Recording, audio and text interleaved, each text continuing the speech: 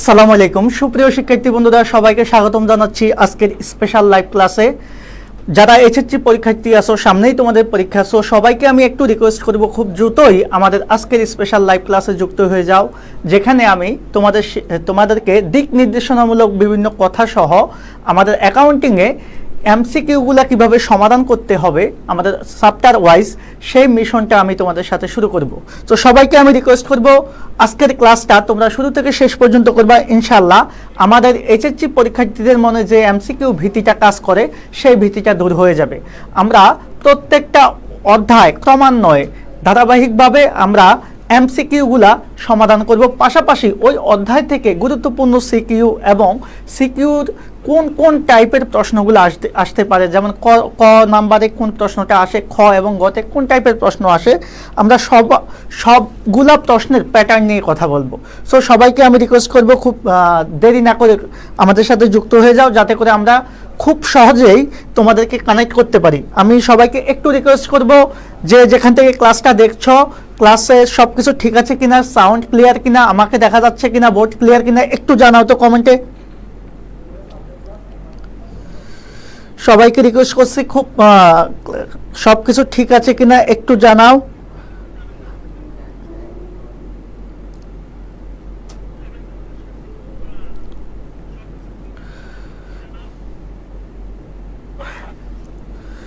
ওকে, আমি সবাইকে রিকোয়েস্ট করবো আমরা এখনই ক্লাসটা শুরু করতে যাচ্ছি।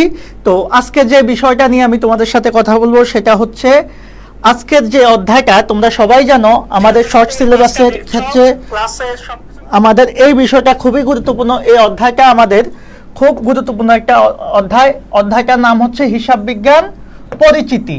অর্থাৎ হিসাব বিজ্ঞানের যে কয়েকটা অধ্যায় খুব সহজে স্টুডেন্টরা অ্যান্সার করতে পারে, তার মধ্যে অন্যতম একটা সহজ অধ্যায় হচ্ছে এই অধ্যায়। ইভেন এই অধ্যায়টা শুধুমাত্র তোমাদের এইচএসসি পরীক্ষার্থীদের জন্য যে গুরুত্বপূর্ণ সেটা না, যারা অ্যাডমিশন পরীক্ষা দিচ্ছ তারাও জানো এই অধ্যায়টা থেকে প্রচুর পরিমাণ এমসিকিউ আসে। তো একটা সমস্যা হয়, যারা এইচএসসিতে শুধু সিকিউর পিছনে অর্থাৎ সিকিউ সলভ করতে গিয়ে তোমরা সময়টা অতিরিক্ত ব্যয় করে ফেলো, যারা এমসিকিউগুলো ওইভাবে করো না, তাদের কিন্তু পরীক্ষার হলে গিয়ে A+ পেতে অনেক সময় সমস্যা হয়ে যায়। কারণ এমসিকিউতে যদি তুমি পূর্ণ নাম্বার না তুলতে পারো, সেক্ষেত্রে কোনোভাবে তোমার A+টা আসবে না। তো সেক্ষেত্রে আমি সবাইকে রিকোয়েস্ট করব, আমরা ধারাবাহিকভাবে যে এমসিকিউ মিশনটা শুরু করছি, সেই মিশনের প্রথম আজকে ফার্স্ট ক্লাস। এই ক্লাসে আমরা প্রথম অধ্যায়ের যতগুলো এমসিকিউ আছে সেগুলো বেসিক সহ সমাধান করব। পাশাপাশি আগামীকালকেও আমার ক্লাস আছে। তো সেক্ষেত্রে যে ক্লাসগুলো থাকবে সেই ক্লাসগুলোতে তোমরা অবশ্যই শুরু থেকে শেষ পর্যন্ত থাকবা। আরেকটা বিষয় না বললেই নয়, আমরা শুধুমাত্র যে এমসিকিউ সলভ করব বিষয়টা তা না, আমরা এমসিকিউর পাশাপাশি সিকিউর গুরুত্বপূর্ণ অঙ্কগুলো সমাধান করব। পাশাপাশি যে অধ্যায়গুলা বা যে প্রশ্নগুলা আমাদের জন্য খুব গুরুত্বপূর্ণ সেগুলো আসবে। আর আমার স্পেশাল একটা সাজেশন আছে তোমাদের জন্য, সেই সাজেশন শিটটা যারা ক্লাস করবা, ক্লাস করার পরে তোমরা যদি স্ক্রিনশট দিতে পারো, তোমাদেরকে স্পেশালি এইচএসসি সাজেশন নোটটা আমি ফ্রিতে দিয়ে দিব। ওকে, তো আর কথা না বলি আমরা ক্লাসে চলে যাচ্ছি। আমাদের প্রথম অধ্যায় যে আমরা প্রথম যে প্রশ্নটা শুরু করব সেটা হচ্ছে আর্থিক লেনদেন লিপিবদ্ধকরণ ও বিশ্লেষণ করার কলা কৌশল যে স্বাস্থ্য শিক্ষা দেয়, সেটাকে আমরা সবাই জানি, সেটাই হচ্ছে আমাদের অ্যাকাউন্টিং বা হিসাব বিজ্ঞান। সো এই প্রশ্নটা আসলে ওইভাবে বিশ্লেষণ করার কিছু নাই, এটার উত্তর হিসাব বিজ্ঞান হবে, এটা আমরা জানি। আরেকটা গুরুত্বপূর্ণ প্রশ্ন সেটা হচ্ছে হিসাব বিজ্ঞানকে কি বলা হয়। আমরা সবাই জানি আধুনিক অ্যাকাউন্টিংয়ে হিসাব বিজ্ঞানকে বলা হয় তথ্য ব্যবস্থা এবং ব্যবসায়ের ভাষা। তাহলে এখানে দেখো আমাদের 2 নাম্বার যে প্রশ্নটা, সেখানে কি আছে, ব্যবসায়ের ভাষা বলা হয় কাকে, তাহলে অবশ্যই হবে হিসাব বিজ্ঞানকে। তাহলে আমাদের এই যে দুইটা প্রশ্ন সেটা টোটালি বেসিক অ্যাকাউন্টিং থেকে আসা। এবার আসেন আমরা পরবর্তী প্রশ্নে চলে যাচ্ছি। পরবর্তী যে প্রশ্নটা সেটা হচ্ছে হিসাব বিজ্ঞান কি করে। তাহলে হিসাব বিজ্ঞান দৈনন্দিন জীবনে গুরুত্বপূর্ণ, কারণ এটি মানুষের মধ্যে মূল্যবোধ সৃষ্টি করে, এটা হচ্ছে একটা কথা। আর একটা হচ্ছে ব্যবসা প্রতিষ্ঠান ব্যবস্থাপনার একটি গুরুত্বপূর্ণ হাতিয়ার হচ্ছে আমাদের কি হিসাব বিজ্ঞান। আর 3 নম্বর যে প্রশ্নটা, বাংলাদেশ সরকার সকল ব্যবসা প্রতিষ্ঠানের জন্য বাধ্যতামূলক করেছে, বিষয়টা সঠিক না। অর্থাৎ আমাদের 1 আর 2 এই দুইটা বিষয় হচ্ছে আমাদের অ্যাকাউন্টিং এর জন্য সঠিক, সেজন্য হিসাব বিজ্ঞান কি, এটার অ্যান্সার হবে 1 ও 2। তাহলে সঠিক উত্তর হচ্ছে আমাদের ক নাম্বার। তাহলে এখানে যে 3টা প্রশ্ন আমরা সলভ করলাম, এই 3টা প্রশ্নই হচ্ছে আমাদের বেসিক অ্যাকাউন্টিং থেকে, অর্থাৎ অ্যাকাউন্টিং কি সেই রিলেটেড প্রশ্ন। এরপরে আসি আমরা আস্তে আস্তে একটু, আমি প্রথমে সহজ এমসিকিউগুলো নিয়ে কথা বলবো, ক্রমান্বয়ে আমরা আস্তে আস্তে কি করব, একটু কঠিনের দিকে চলে যাব, যাতে করে তোমরা রিলেট করতে তোমাদের সুবিধা হয়। এবার আসেন আমাদের পরবর্তী যে প্রশ্নটা, সেটার জন্য আমরা জাস্ট একটা অনুচ্ছেদ বলবো। জনাব আনিসুর রহমান মেসার্স কবির ব্রাদার্সের দৈনন্দিন লেনদেন লিপিবদ্ধ করেন। তাছাড়া তিনি প্রতি মাসে 3000 টাকা পর্যন্ত খরচ নির্বাহ করার ক্ষমতা রাখেন, কিন্তু ব্যবসার কর্মকাণ্ড বৃদ্ধি পাওয়ায় মার্চ মাসে 3800 টাকা খরচ হবে বলে তিনি ধারণা করেছেন।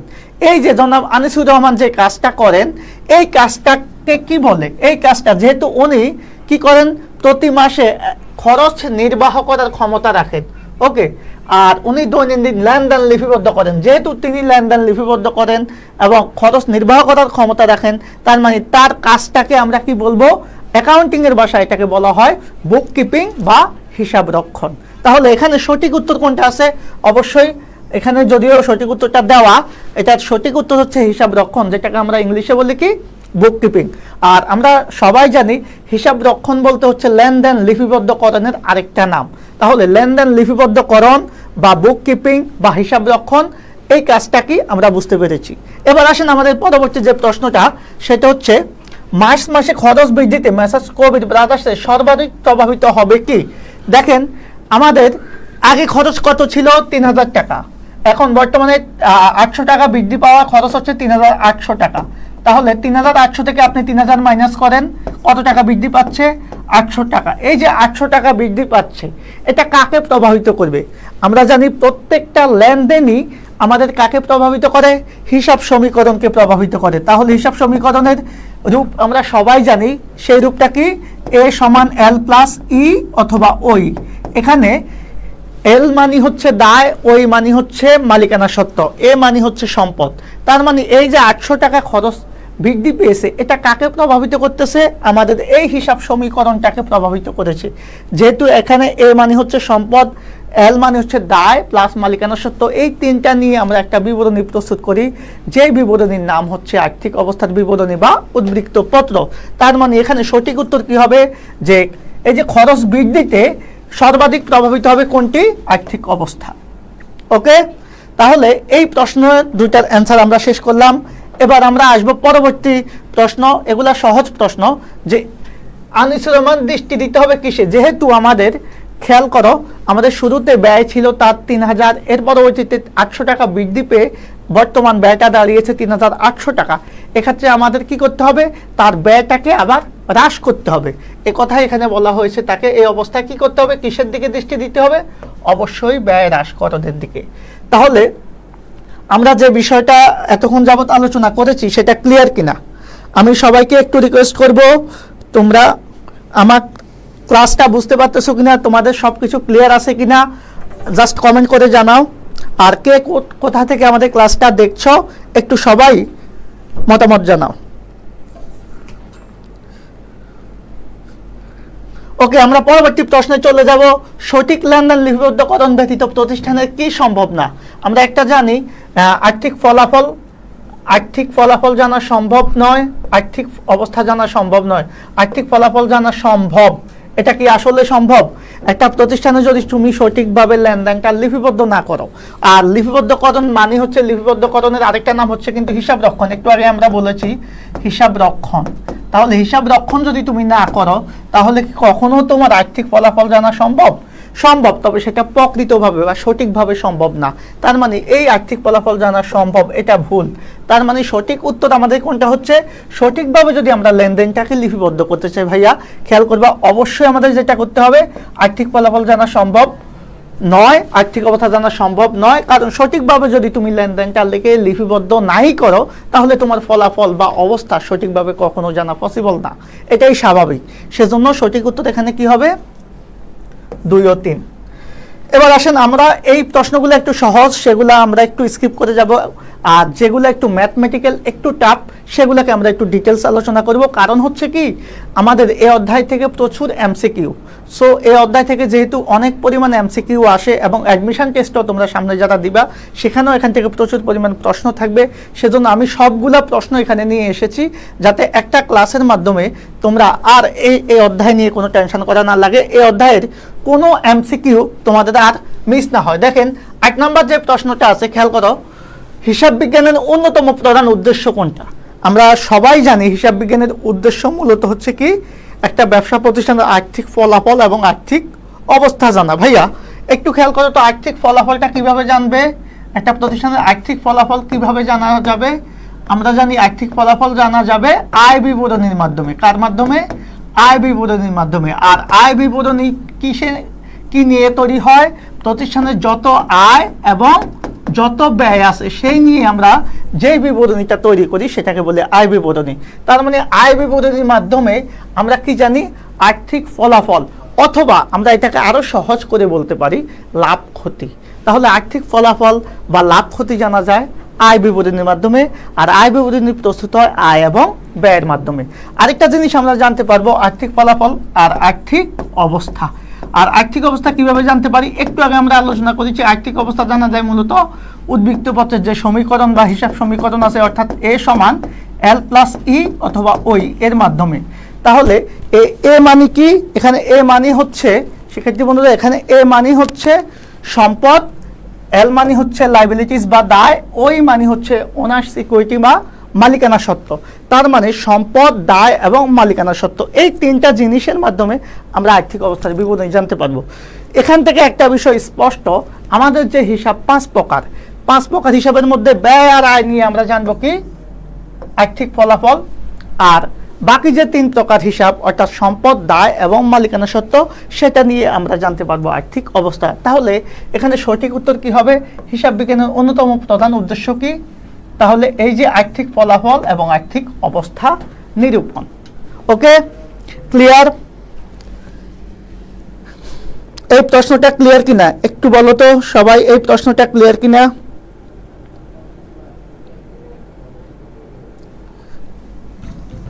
আমরা পরবর্তী প্রশ্নে চলে যাই যে কিসে ব্যবসা প্রতিষ্ঠানে কাঙ্ক্ষিত ফলাফল অর্জন সম্ভব। আমরা জানি একটা ব্যবসা প্রতিষ্ঠানে যদি আমরা কাঙ্ক্ষিত ফলাফল অর্জন করতে চাই অবশ্যই সর্বপ্রথম একটা বিষয় খেয়াল করতে হবে, ম্যানেজমেন্টের পরেই সবচেয়ে গুরুত্বপূর্ণ যে বিষয়টা সেটা হচ্ছে কস্ট কন্ট্রোল অর্থাৎ ব্যয় নিয়ন্ত্রণ। অর্থাৎ তোমরা যদি কোনো কিছুতে অর্থাৎ ব্যবসার ক্ষেত্রে কাঙ্ক্ষিত ফলাফল বা সাফল্য পেতে চাও তাহলে অবশ্যই কস্ট কন্ট্রোলিং বা ব্যয় নিয়ন্ত্রণটা সবার আগে করতে হবে। তাহলে এই প্রশ্নের সঠিক উত্তর কি হবে? ব্যবসা প্রতিষ্ঠানে কাঙ্ক্ষিত ফলাফল অর্জন সম্ভব কিসের মাধ্যমে? ব্যয় নিয়ন্ত্রণের মাধ্যমে। আশা করি বিষয়টা বুঝতে পেরেছ। 10 নম্বর প্রশ্নটা আমরা জানি সবাই যে মূল্যবোধ বা সততা অথবা জবাবদিহিতার যে বিষয়টা আসবে সেটা জানা যাবে কিসের মাধ্যমে? অবশ্যই হিসাব সচেতনতার মাধ্যমে বা হিসাব বিজ্ঞানের মাধ্যমে। যেহেতু এখানে হিসাব বিজ্ঞানটা সরাসরি বলা নাই, আমরা এখানে হিসাব সচেতনতাটা কারেক্ট করব। এরপরে যে প্রশ্নটা আসেন, জবাবদিহিতা সৃষ্টিতে ভূমিকা কার? হিসাব বিজ্ঞানের, এটা আমরা সবাই জানি। হিসাব বিজ্ঞানের যাত্রা শুরু হয় কখন? মাথায় রাখবেন হিসাব বিজ্ঞানের উৎপত্তি হচ্ছে মানব সভ্যতার মতোই পুরাতন। তখন কিন্তু হিসাব বিজ্ঞানের আজকের যে অবস্থান সেই অবস্থানটা ছিল না, সেটা কালের বিবর্তনের কারণে সেটা পরিবর্তিত হয়ে গেছে। তার মানে হিসাব বিজ্ঞানের আমাদের যাত্রা শুরু হয়েছে কখন? একেবারে মানুষ যখন গুহায় বসবাস করে তখন থেকে আমাদের হিসাব বিজ্ঞানের যাত্রাটা শুরু হয়েছে। কালক্রমে সেটা বিভিন্নভাবে চেঞ্জ হয়ে আজকের আধুনিক অ্যাকাউন্টিংটা হয়েছে। আমরা সবাই জানি 1494 সালে সর্বপ্রথম হিসাব বিজ্ঞানের যে জনক 1494 সালে প্রখ্যাত গণিতবিদ এবং ধর্মযাজক যার নাম হচ্ছে লুকা প্যাসিওলি, গণিতবিদ এবং ধর্মযাজক, হ্যাঁ, যিনি কি ছিলেন? যিনি ক্রিস্টোফার কলম্বাসের সমসাময়িক ছিলেন এবং লিওনার্দো দা ভিঞ্চির ঘনিষ্ঠ বন্ধু বা শিক্ষক বলা হয় ওনাকে। সেই লুকা প্যাসিওলি, যাকে বলা হতো লুকা ডি প্যাসিওলি, যে 1494 সালে সর্বপ্রথম হিসাব বিজ্ঞানের জন্য দ্রুততফা দাখিলা পদ্ধতির প্রবর্তন করেন। এই দ্রুততফা দাখিলা পদ্ধতিকে বলা হয় আধুনিক হিসাব বিজ্ঞানের মূল ভিত্তি। আর এই দ্রুততফা দাখিলা পদ্ধতির মূল ভিত্তি আবার হচ্ছে লেনদেন। এই বিষয়গুলো কিন্তু আমাদের পরীক্ষাতে প্রায় টাইমে আসে, যে হিসাব বিজ্ঞানের উৎপত্তি হয় কত সালে, মানে হিসাব বিজ্ঞানের উৎপত্তি সর্বপ্রথম আধুনিক যে হিসাব বিজ্ঞান, সেই হিসাব বিজ্ঞান প্রবর্তন করেন কে, বা হিসাব বিজ্ঞানের জনক বা ফাদার কাকে বলা হয়। ওকে, তাহলে দেখেন হিসাব বিজ্ঞানের ব্যবহার শুরু হয় কখন থেকে। আমরা তো আগেই বলেছি এটা একেবারে মানব সভ্যতার মতোই, মানব সভ্যতা যখন শুরু হয়েছে তখন থেকে হিসাব বিজ্ঞানের ব্যবহার শুরু হয়েছে, তবে সেই ব্যবহার আর আজকের ব্যবহার একরকম ছিল না।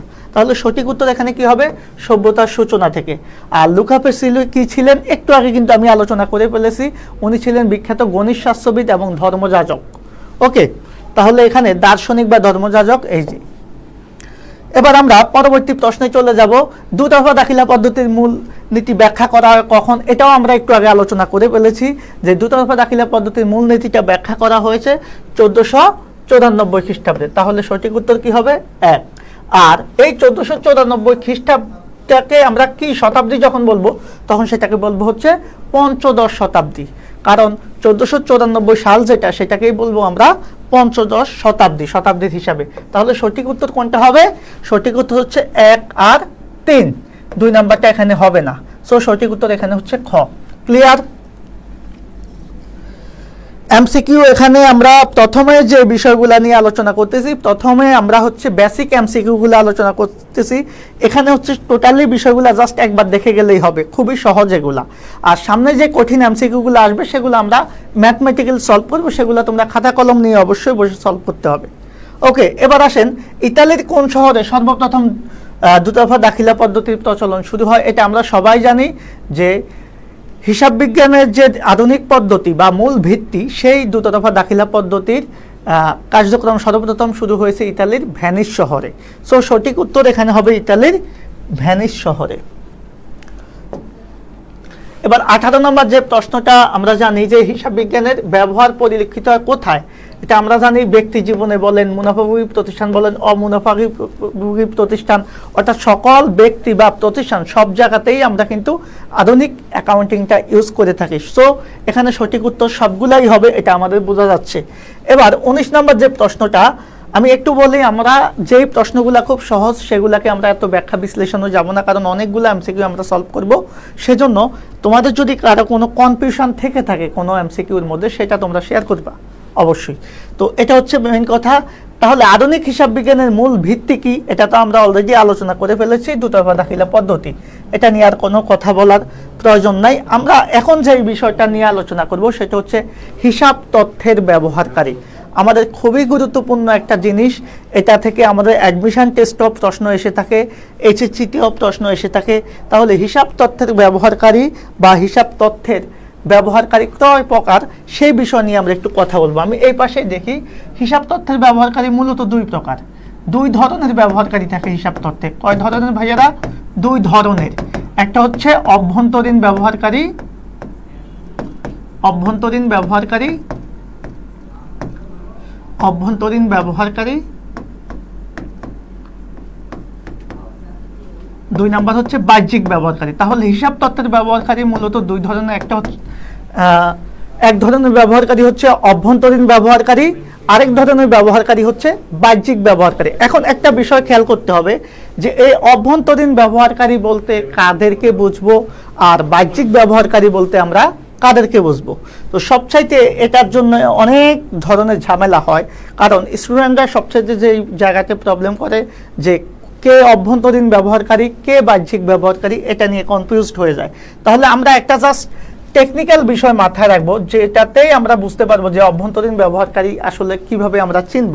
মাথায় রাখবেন, প্রথম কথা, যারা প্রতিষ্ঠানের গুরুত্বপূর্ণ সিদ্ধান্ত গ্রহণে প্রত্যক্ষ ভূমিকা পালন করবে। কি বলছি আবার একটু শুনেন, যারা প্রতিষ্ঠানের গুরুত্বপূর্ণ সিদ্ধান্ত গ্রহণে, অর্থাৎ একটা প্রতিষ্ঠানের সবচাইতে গুরুত্বপূর্ণ ডিসিশনগুলোতে যারা ডিরেক্ট ভূমিকা রাখবেন তাদেরকে আমরা বলবো অভ্যন্তরীণ ব্যবহারকারী। তাহলে অভ্যন্তরীণ ব্যবহারকারীর জন্য আমরা সর্বপ্রথম কাদেরকে বলবো? যারা হচ্ছে 1 নম্বরে গুরুত্বপূর্ণ সিদ্ধান্ত গ্রহণে ভূমিকা রাখবে, গুরুত্বপূর্ণ সিদ্ধান্ত গ্রহণে ভূমিকা রাখবে। খেয়াল করবা, গুরুত্বপূর্ণ সিদ্ধান্ত গ্রহণে 1। ওকে, 2 নাম্বার যেটা হচ্ছে সেটা হচ্ছে তারা অবশ্যই প্রতিষ্ঠান থেকে এটার বিনিময়ে একটা বেতন নিবে, অর্থাৎ বেতনভুক্ত হবে। এই দুইটা টেকনিক যদি তুমি মনে রাখতে পারো, আমি গ্যারান্টি দিয়ে বলতে পারি তোমার অভ্যন্তরীণ ব্যবহারকারী চেনাটা খুব সহজ হয়ে যাবে। তাহলে অভ্যন্তরীণ ব্যবহারকারী চেনা আমাদের জন্য খুব সহজ হবে কিভাবে? ধন্যবাদ। আমি সবাইকে একটু রিকোয়েস্ট করতেছি তোমরা লাইভে আমাদের যাতে উপস্থিতিটা থাকে সেই বিষয়টা নিশ্চিত করবা, কারণ হচ্ছে তোমরা যদি বেশি বেশি ক্লাসে আসো তাহলে আমরা প্রি ক্লাসগুলো খুব বেশি নেওয়ার জন্য আগ্রহ বোধ করব। সেজন্য সবাইকে একটু রিকোয়েস্ট করব অবশ্যই অবশ্যই লাইভের থেকে ক্লাসটা করবেন। ইনশাল্লাহ আজকের ক্লাস থেকে আপনারা অনেক গুরুত্বপূর্ণ এমসিকিউ সমাধান করতে পারবেন। যেমন আমরা একটা গুরুত্বপূর্ণ আলোচনা করতেছি এখন অভ্যন্তরীণ ব্যবহারকারী নিয়ে। তাহলে অভ্যন্তরীণ ব্যবহারকারী আমরা কিভাবে চিনব ভাইয়া? মাথায় রাখবেন, যারা প্রতিষ্ঠানের গুরুত্বপূর্ণ সিদ্ধান্ত গ্রহণে প্রত্যক্ষ ভূমিকা রাখবে আর যারা অবশ্যই প্রতিষ্ঠান থেকে বেতন নেবেন। তাহলে আমরা একটু আসি, দেখেন হিসাব তত্ত্বের অভ্যন্তরীণ ব্যবহারকারী কারা? বিনিয়োগকারী, যিনি ব্যবসায় বিনিয়োগ করেন, মানে আপনার ব্যবসায় আরেকজন ইনভেস্টর আছে যে টাকা দিয়েছেন, সে কি আপনার ব্যবসার গুরুত্বপূর্ণ ডিসিশন নেবেন? না, সে টাকা দিয়েছেন আপনাকে ব্যবসা করার জন্য, সে তার বিনিময়ে আপনি তাকে সুদ দিবেন, কিন্তু সে আপনার ব্যবসায় গুরুত্বপূর্ণ ডিসিশন নিতে পারবে না এবং তাকে কিন্তু আপনি বেতনও দিবেন না। তার মানে এই বিনিয়োগকারী অভ্যন্তরীণ ব্যবহারকারী হতে পারবেন না। এবার আসেন সরকার। সরকার কি আপনার ব্যবসায়ের গুরুত্বপূর্ণ ডিসিশন নেবেন বা সরকারকে কি আপনি বেতন দিবেন? কোনোটাই করবে না। তার মানে সরকারও অভ্যন্তরীণ ব্যবহারকারী না। পাওনাদার, পাওনাদার মানে হচ্ছে যার কাছ থেকে আপনি বাকিতে কোনো কিছু কিনে এনেছেন, পাওনাদার যে আপনার কাছে টাকা পাবে। এখন কথা হচ্ছে যে আপনার কাছে টাকা পাবে তাকে কি আপনি প্রতি মাসে বেতন দিবেন? না, কখনোই না। তাহলে কি করবেন? সে কি আপনার ব্যবসায়ের কোনো গুরুত্বপূর্ণ ডিসিশন নেবে? সেটাও না, সে বাইরের মানুষ। তার মানে হচ্ছে এই যে বিনিয়োগকারী, সরকার, পাওনাদার, এরা কখনোই প্রতিষ্ঠানের অভ্যন্তরের মানুষ হতে পারে না, এরা বাহ্যিক। তার মানে হিসাব তথ্যের বাহ্যিক ব্যবহারকারী হচ্ছে এনারা। তার মানে ব্যবস্থাপককে, এই যে ব্যবস্থাপক বা ম্যানেজার, আপনার প্রতিষ্ঠানের ম্যানেজারকে আপনি অবশ্যই বেতন দিতে হবে। আবার ম্যানেজার এমন একটা পদ, ব্যবস্থাপকীয় পদটা এমন একটা পদ, উপরস্তরের পদ, যেখানে আপনার প্রতিষ্ঠানের যে কোনো গুরুত্বপূর্ণ ডিসিশনে আপনার ম্যানেজারের একটা ভূমিকা থাকবে। তার মানে হিসাব তথ্যের অভ্যন্তরীণ ব্যবহারকারী কে? সঠিক উত্তর কি হবে? ব্যবস্থাপক বা ম্যানেজার। মাথায় রাখবেন, ব্যবস্থাপনা কর্তৃপক্ষ বা হিসাব তথ্য যারা যাচাই বাছাই করে, স্পেশালি হচ্ছে আমাদের হিসাব রক্ষক বা অভ্যন্তরীণ যে নিরীক্ষক, এরা কিন্তু অবশ্যই অভ্যন্তরীণ ব্যবহারকারী। এরা ছাড়া বাকি যারা আছে, অর্থাৎ যারা কি করবে না, গুরুত্বপূর্ণ ডিসিশন নেবে না এবং সিদ্ধান্ত গ্রহণে কি করবে না, হস্তক্ষেপ করতে পারবে না, পাশাপাশি কি করতে পারবে না, প্রতিষ্ঠান থেকে কোনো সুবিধা বা বেতন নেবে না, তারা হচ্ছে বাহ্যিক ব্যবহারকারী। আশা করি বিষয়টা ক্লিয়ার। আমি এতটুকু বলতে পারবো যে আজকের ক্লাসে আমি যে ধারণাটা এখন তো দিয়েছি, হ্যাঁ ইনশাল্লাহ, থ্যাংক ইউ ভেরি মাচ। হ্যাঁ, অভ্যন্তরীণ ব্যবহারকারী বা বাহ্যিক ব্যবহারকারী চেনাতে আর কারো কোনো সমস্যা থাকবে না। আমি ধন্যবাদ জানাচ্ছি যারা ক্লাসে আছেন, সবাইকে ধন্যবাদ জানাচ্ছি। আর একটা বিষয় মাথায় রাখবেন, আমার ক্লাসগুলো যদি আপনারা নিয়মিত করেন, অর্থাৎ অ্যাকাউন্টিং, আমি যে এমসিকিউর উদ্যোগটা নিয়েছি, অর্থাৎ এমসিকিউতে সমস্যা বেশি, সবগুলা প্ল্যাটফর্ম বা সবগুলা কোচিংয়ে দেখবেন যে আপনার সিকিউ নিয়ে অনেক পড়ানো হয়, এমসিকিউ ওইভাবে টাচ করা হয় না। সেজন্য আমি প্ল্যান করেছি যে আপনাদের জন্য অ্যাকাউন্টিংয়ের যে total accounting first paper plus second paper, accounting first paper plus second paper, হ্যাঁ, এরপরে হচ্ছে ম্যানেজমেন্ট, এই বিষয়গুলোতে আমি চেষ্টা করব টোটাল এমসিকিউটা সলভ করানোর জন্য। আর এমসিকিউ সলভ করতে পারলে আপনারা ইনশাল্লাহ খুব ইজিলি এ প্লাসটা পাবেন, কারণ এমসিকিউ যদি আপনি দাগাতে পারেন 1 নাম্বার, প্রত্যেকটা এমসিকিউতে 1টা নাম্বার খুব ইজিলি পেয়ে যাবেন। আর একটা বিষয় হচ্ছে, আপনারা যদি ক্লাসের অনুপ্রেরণা দেন, ক্লাস কেমন লাগছে সেটা একটু মন্তব্য করেন, পাশাপাশি ক্লাস চান, সেক্ষেত্রে আমরা ক্লাসগুলো কন্টিনিউ করতে পারবো। ওকে, তো সবার সাপোর্ট এবং ভালোবাসা কামনা করছি। আমরা চলে গেলাম পরবর্তী আলোচনায়। দেখেন হিসাব তথ্যের অভ্যন্তরীণ ব্যবহারকারী কারা? এখন আপনারা নিজেরাই অ্যান্সার দেন তো, একটু বলেন তো অভ্যন্তরীণ ব্যবহারকারী কারা? যারা এখানে আছেন একটু অ্যান্সার দেন তো, কে হতে পারে অভ্যন্তরীণ ব্যবহারকারী? আসলে এই স্লাইডটা যখন বানিয়েছি এর আগে এখানে অ্যান্সার দেওয়া ছিল, সেজন্য অনেকে অ্যান্সারটা দেখে ফেলবেন, অ্যান্সারটা না দেওয়া থাকলে ভালো হতো আর কি। ওকে, কালকের ক্লাসে আর অ্যান্সারটা পাবেন না, তো এজন্য একটু অবশ্যই নিজে থিঙ্কিং করে অ্যান্সারটা দিবেন। খেয়াল করেন, অভ্যন্তরীণ ব্যবহারকারীর ক্ষেত্রে জাস্ট 2টা বিষয় থিঙ্কিং করবেন, কি বেতন নিয়েছে কিনা আরেকটা কি, আরেকটা হচ্ছে সে গুরুত্বপূর্ণ সিদ্ধান্ত নিয়েছে কিনা। এই দুইটা চিন্তা করলে আপনি কি করবেন, বুঝতে পারবেন যে সে অভ্যন্তরীণ নাকি বাহ্যিক। আমি যে ইজি টেকনিকটা আপনাদেরকে দিয়েছি, এই টেকনিকে কিন্তু অনেকে পড়ায় না, কারণ অভ্যন্তরীণ ব্যবহারকারী আপনাদের অনেক টিচার বা অনেক জায়গায় দেখবেন আপনাকে কি করবে, মুখস্থ করাবে বা ছন্দ দিয়ে শিখাবে। ভাইয়া ছন্দ দিয়ে শিখালে তো আপনি সব মনে রাখতে পারবেন না, কারণ ছন্দের বাইরে যদি একজনের নাম দিয়ে দেয় তখন আপনি কিভাবে দিবেন। সেজন্য অবশ্যই ছন্দটাকে এড়িয়ে চলবেন। হ্যাঁ, দু একটা জায়গায় হয়তো আপনি ছন্দ দিয়ে পার পাইতে পারেন বা পুরো জায়গায় পাবেন না। তো সবাইকে আমি যেটা বলবো সেটা অবশ্যই মাথায় রাখতে হবে যে এই দুইটা বিষয় আপনাকে কি করতে হবে, ঠিক করতে হবে। তাহলে আপনি বুঝতে পারবেন যে অভ্যন্তরীণ ব্যবহারকারী বা বাহ্যিক ব্যবহারকারী আমরা কিভাবে বুঝতে পারবো। এখন আসুন যে বিষয়টা আমি বলবো, দেখেন হিসাব তথ্যের অভ্যন্তরীণ ব্যবহারকারী কি, সরকার কি বেতন নিবে প্রতিষ্ঠান থেকে? কখনোই না। তাহলে কি মালিক পক্ষ, হ্যাঁ মালিক পক্ষ আর ব্যবস্থাপনা কর্তৃপক্ষ, কারা এই দুইজনই কি নিবে, বেতন সুবিধা নিবে, প্লাস হচ্ছে সিদ্ধান্ত গ্রহণে গুরুত্বপূর্ণ ভূমিকা পালন করবে। ক্লিয়ার কিনা বলেন তো, আপনারা ক্লিয়ার কিনা?